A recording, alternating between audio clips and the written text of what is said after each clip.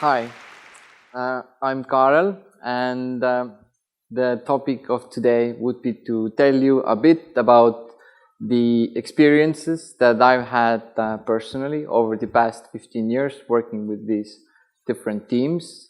Thank you for the wonderful introduction. So for the sake of the argument of launching a new business or a new, let's say, initiative on the market, I'm assuming that you have an idea, and we all have ideas. And I'm assuming your idea is something that you strongly believe in. And with this, you usually are constrained with resources. You either do not have teams, you do not have funding, or you have other obstacles. So the question really stands as to, if you have this idea, where do you start and how do you start? So with the teams that I worked with in the past, I actually hear over the past 15 years pretty much the same talk all over again. The vast majority of them will say that they are working on something very particular, something very special. Now, this something, once launched, will change everything, absolutely everything. And once it's launched, once it's actually on the market, it will literally feel like riding a unicorn to the sunset next to a double rainbow while eating gelato. Like this is the case, really. So, and this is the vast majority of pitches I hear.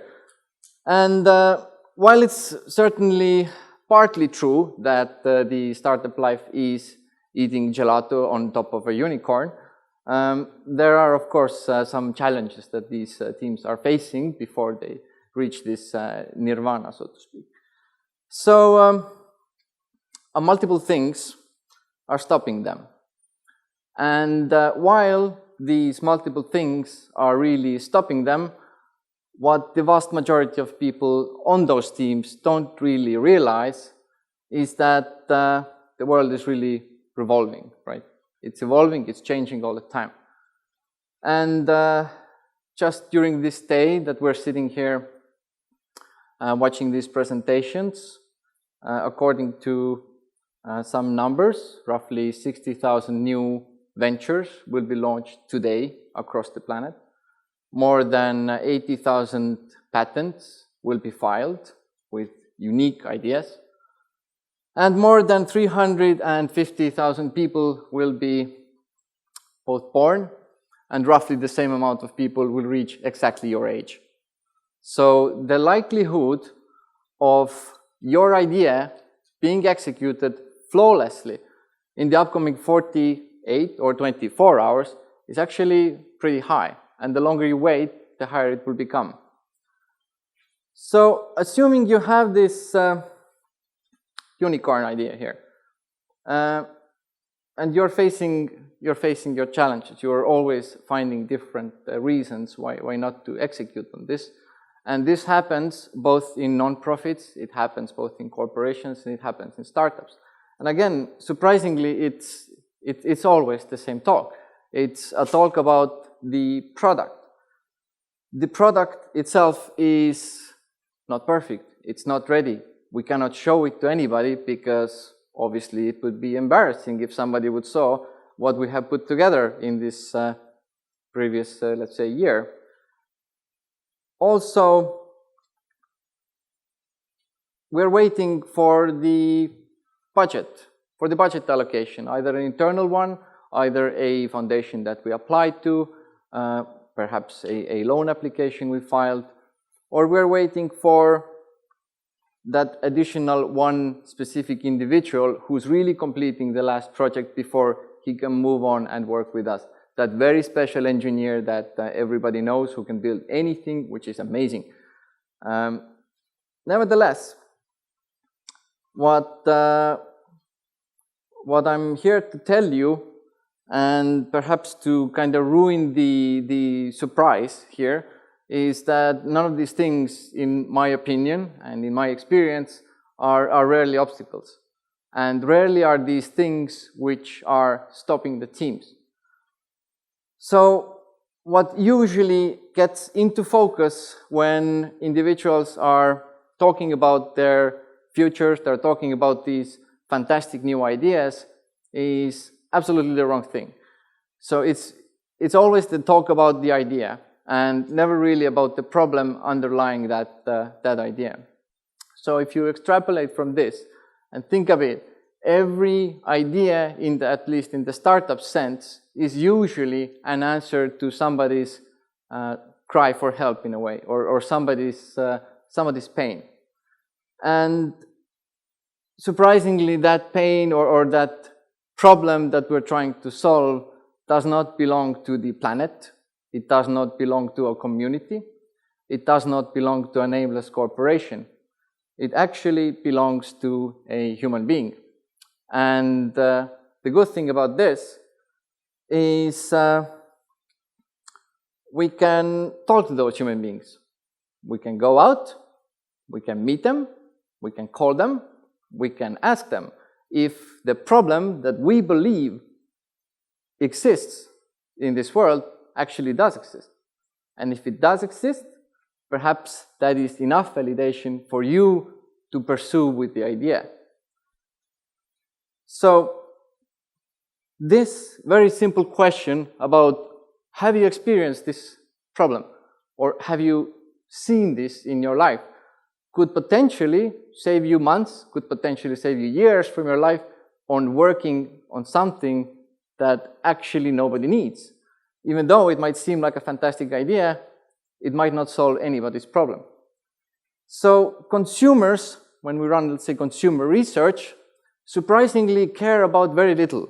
And this is rather shocking to me personally, at least, that in the case of some automotive companies that I've worked with, what has happened is individuals, consumers, such as her, don't really care about safety, or let's say the general safety of traffic, enough to pay extra for anything relating to that. And this has happened over the years, actually many times. When we first started talking about more economic driving, start and stop technologies, global research showed that nobody cares. Incredibly, nobody cares. You're buying a 50,000 euro car and you're not spending another 100 euros to have a start and stop technology. So what is astonishing about this is that while it does solve a problem, it solves the wrong problem. It doesn't solve really the consumer's problem. Because when you go and talk to her or to anybody else who's actually in your target market, what you end up hearing is something completely different. It seems, for example, in the case of mobility or automotive, she seems to care more about how she is perceived as a buyer, what her friends think about her, and what affects her personal wallet. Instead of safety, instead of global warming, instead of all of these big questions that we are, as socially conscious individuals, very much aware of. So, but then again, when I'm saying these things, I don't really know what the idea is that you're working on. And I'm more than certain that most of these ideas will have or bear with them some assumptions about what are the problems that you're solving. So in the case of her, or in the case of your consumer, you should really go out and ask, and really probe and get to the bottom of it and understand whether this actually makes sense or not. And the good news, and the great news actually, about this is that it costs you nothing to save years from your life. It costs you literally nothing to go out and talk to people, to talk to the consumer, whose problem do you think you're solving? Secondly, when we talk about the fact that we really don't have the product, we don't have the engineering experience to come up with a flying car or a water-carrying device for Africa, for example. The thing is that we assume that we need to present ideas and products which are ready, things which can be, in a way, bought. Because once it's ready, obviously we built it, so people must love it. The good thing about this is Again, to ruin the surprise, it doesn't. If you would pitch this very simple idea to a caveman and explain that there is this device that you can build with your own hands, which will potentially help you scavenge twice as amount of food in one day, or chop twice the amount of firewood in 24 hours. I think it's a simple proposition. You don't need to present him a chainsaw. It's very unlikely that he will understand the chainsaw. So fast forward to 2017.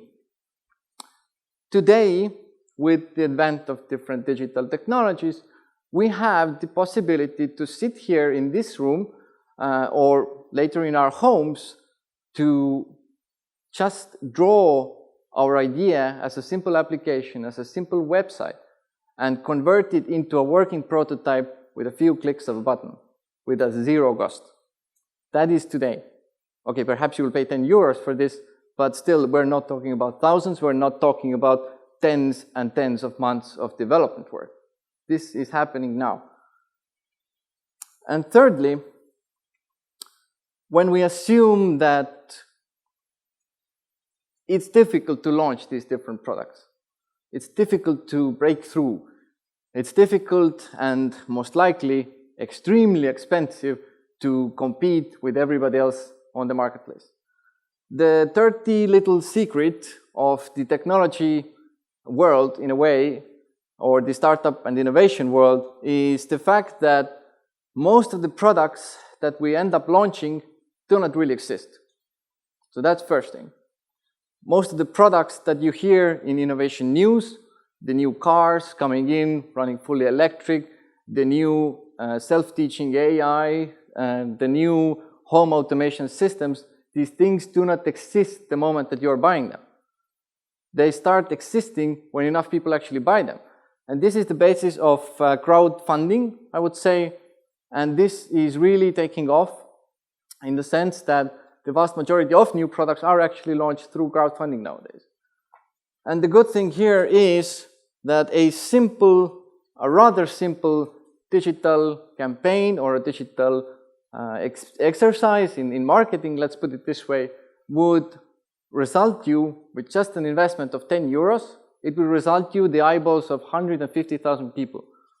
So never before, I believe, has this been possible, where just by spending the cost of, in Italy, 10 coffees, you would have 4 stadiums full of people looking at what you have to say.